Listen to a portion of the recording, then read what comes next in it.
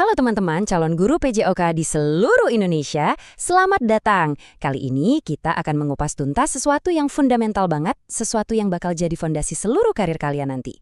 Ya, kita akan bicara soal cetak biru kalian sebagai pendidik, filosofi pendidikan jasmani. Yuk kita mulai? Oke, kita langsung mulai dengan satu pertanyaan menusuk. Coba deh, renungin sejenak. Nanti waktu kalian berdiri di depan anak-anak murid, kalian itu siapa? Apakah kalian seorang pelatih yang fokusnya cuma mencetak juara dan atlet hebat? Atau kalian adalah seorang pendidik yang tugasnya jauh lebih besar, yaitu membentuk manusia seutuhnya? Percaya deh, jawaban kalian atas pertanyaan ini akan menentukan segalanya. Ini dia peta perjalanan kita hari ini. Kita mulai dari kenapa jadi guru PJOK itu lebih dari sekedar nyupul wit. Lalu kita akan gali lebih dalam tentang mengapa kalian mengajar. Dari situ kita lihat gimana filosofi bisa jadi praktik nyata di lapangan. Terus kita akan bahas tujuan besar kita, yaitu membangun manusia seutuhnya, mewaspadai jebakan performa, dan di akhir kita akan sama-sama belajar cara membangun kompas kalian sendiri. Oke, bagian pertama.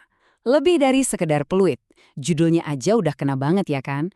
Karena kita semua tahu menjadi guru PJOK itu bukan cuma soal ngatur barisan, jelasin aturan main, terus selesai. Ada makna yang jauh lebih dalam di baliknya. Gini deh, coba bayangin. Kalau kita nggak punya landasan yang kokoh, pelajaran PJOK itu bisa jadi cuma sekumpulan aktivitas tanpa jiwa. Pemanasan, lari, dribble, pendinginan, selesai. Terus, apa bedanya kita sama instruktur fitness biasa? Nah, fondasi inilah yang ngasih roh ke setiap aktivitas kita. Fondasi inilah yang mengubah permainan kucing-kucingan jadi pelajaran tentang strategi dan kerjasama. Nah, sekarang kita masuk ke jantung pembahasannya. Fondasi yang dari tadi kita omongin itu, ya itulah yang namanya filosofi. Sederhananya, ini adalah jawaban dari pertanyaan super penting. Kenapa sih saya mau jadi guru PJOK? Inilah why besar dibalik semua yang akan kalian lakukan nanti. Eits, dengar kata filosofi jangan langsung keder ya. Ini bukan teori jelimet yang cuma ada di buku tebal. Anggap aja ini semacam sistem operasi atau OS di kepala kalian sebagai guru. Kerangka kerja inilah yang nantinya akan nentuin cara kalian mandang murid, apa tujuan akhir kelas kalian, dan apa arti sukses yang sebenarnya dalam pelajaran PJOK. Coba kita resapi bareng-bareng kutipan ini. Ini dalam banget. Ini mengubah cara kita melihat pekerjaan kita. Kita ini bukan ngelatih badan murid, bukan. Kita ini sedang mendidik manusia seutuhnya melalui medium gerak. Setiap operan bola, setiap lompatan, setiap sorak-sorai tim, itu adalah momen bagi siswa untuk menemukan siapa diri mereka. Itulah keajaiban PJOK. Metafora ini pas banget. Kenapa? Karena dunia pendidikan itu kan dinamis, kurikulum bisa ganti, murid datang dengan karakter yang macam-macam, belum lagi tekanan dari sana-sini. Nah, di tengah semua badai itu, filosofi kalian adalah kompas yang gak akan pernah goyah. Kompas inilah yang jadi penunjuk arah, yang memastikan setiap keputusan yang kalian buat selalu menuju utara yang kalian yakini. Oke, cukup teorinya. Pertanyaan selanjutnya.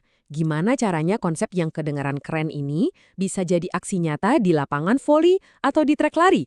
Gimana caranya? Si mengapa ini kita ubah jadi bagaimana? Nah, tabel ini ngejelasin semuanya dengan sangat jelas. Lihat deh, setiap model pembelajaran yang sering kita dengar itu punya akar filosofisnya masing-masing.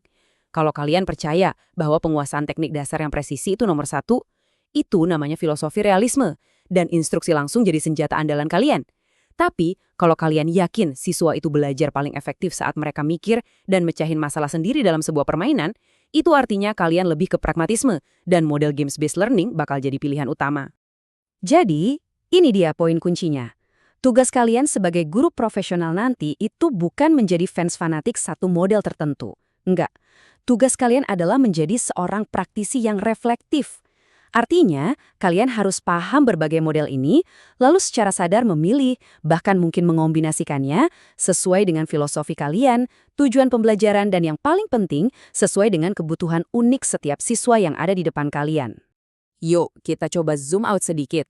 Kita lihat gambaran yang lebih besar. Sebenarnya, apa sih tujuan akhir dari semua ini? Apa sih yang benar-benar pengen kita capai lewat pelajaran PJOK? Jawabannya, jauh melampaui sekadar bikin siswa capek dan berkeringat. Ini dia, ini yang membedakan seorang pendidik jasmani sejati dari sekedar instruktur olahraga. Kita bukan cuma ngebentuk otot, tapi kita juga ngebentuk karakter. Lapangan olahraga itu kan miniatur kehidupan. Di sanalah siswa belajar arti kerjasama, belajar bangkit setelah kalah, belajar menghargai lawan, dan belajar merayakan kemenangan dengan rendah hati.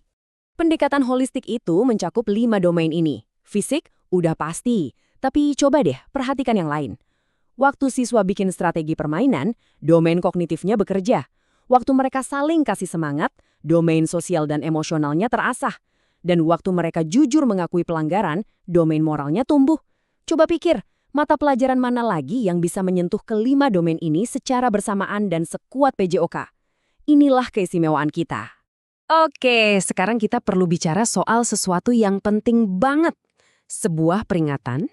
Ada satu jebakan yang sering banget bikin guru-guru baru, terutama yang semangatnya lagi tinggi-tingginya, jadi salah arah. Yaitu, terlalu fokus pada performa dan kemenangan. Ketika satu-satunya yang kita rayakan itu cuma siapa yang larinya paling kencang, siapa yang smashnya paling keras, atau siapa yang paling banyak cetak gol, sadar atau enggak, kita lagi ngirim pesan yang berbahaya. Pesan bahwa yang nggak berbakat itu nggak berharga. Akibatnya, esensi dari pendidikan jasmani, kegembiraan bergerak, keberanian mencoba, pelajaran tentang sportivitas, semua bisa hilang, tertelan MDC untuk jadi nomor 1. Perbandingannya tuh kayak langit dan bumi. Fokus pada performa cuma akan bikin segelintir anak yang berbakat merasa hebat, sementara mayoritas siswa lainnya merasa gagal dan akhirnya jadi benci sama olahraga. Sebaliknya, fokus holistik itu merayakan usaha setiap siswa. Ini membangun motivasi dari dalam diri mereka untuk mau terus bergerak seumur hidup, bukan cuma demi piala atau medali. Pilihannya jelas banget kan? Warisan mana yang mau kita tinggalkan untuk generasi mendatang? Oke. Kita udah bedah semua konsepnya, kita udah lihat teorinya, prakteknya, sampai peringatannya. Sekarang, bagian yang paling penting, giliran kalian. Gimana caranya kalian bisa mulai merancang Kompas Mengajar ini secara sadar dimulai dari sekarang juga? Ini langkah-langkah praktisnya. Pertama, mulai dari diri sendiri. Coba tanya, nilai apa sih yang paling penting buat kalian? Keadilan, kegembiraan, pertumbuhan? Kedua, bayangkan semua tipe siswa yang akan kalian hadapi, bukan cuma yang jago olahraga. Ketiga, pastikan cara kalian mengajar nanti itu beneran nyambung sama nilai-nilai yang kalian pegang. Dan yang terakhir, yang paling utama, jadikan ini misi kalian. Menciptakan kelas di mana setiap anak, tanpa terkecuali, merasa diterima, berharga, dan bisa menemukan kesuksesan versi mereka sendiri. Kita tutup pembahasan ini dengan satu pertanyaan yang jawabannya ada di dalam diri kalian masing-masing. Setelah mendengar semua ini, apa Kompas Mengajar Anda? Apa bintang penunjuk arah yang akan kalian pegang erat saat nanti menghadapi berbagai tantangan di lapangan? Mulailah merumuskannya sekarang. Karena fondasi yang kalian bangun hari ini akan menentukan guru seperti apa kalian kelak dan warisan apa yang akan kalian tinggalkan.